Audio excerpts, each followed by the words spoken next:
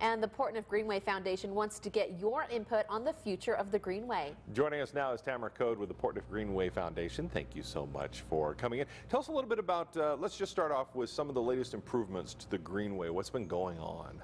Well, last year we actually paved a brand new mile of trail, the Simplot Swanson Reach. And this next summer we already have plans to do the parking lot out there and to connect the Aberzuski and the Simplot trails, because right now they're not connected. Yeah. So that's kind of what's going on in the immediate future last year and in the next 6 months. Very cool. Now, as we look at the Greenway, it kind of has section upon sections kind of scattered throughout the area through Pocatello. Are there plans then to eventually connect all those areas, or are there some issues with that? There are always plans to connect, but it's a plan. Takes time. It does. It all takes time, and it takes an awful lot of money to build Greenway trails also. But yeah, and it's always there in the background. We'd like to connect it. If it happens, it happens. Great.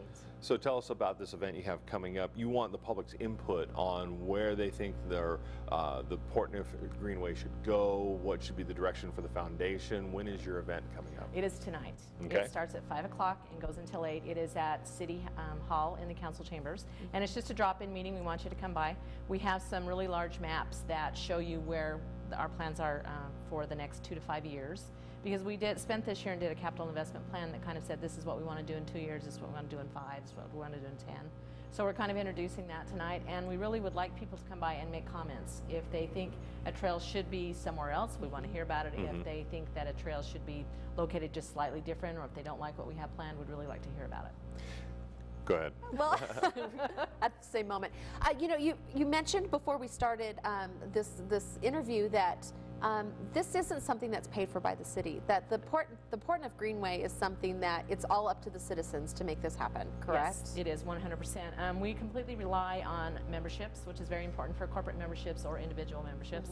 Also, we have some fundraising events throughout the year that we raise money for, and also just donations. If you want to just send some money in, that's great. But yeah, every dime of the Greenway, everything is paid for by donations and memberships. And we are starting to get into Greenway season. The sun is starting to come out a little bit longer, starting to warm up a bit.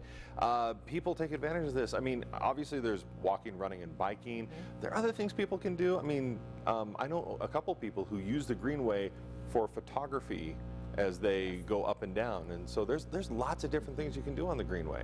There are a lot of different ways. In fact, my daughter had her senior pictures taken on the Greenway. Oh, cool. There's just, it's a really fun thing to do, and one of the most important parts is it's free. Yep.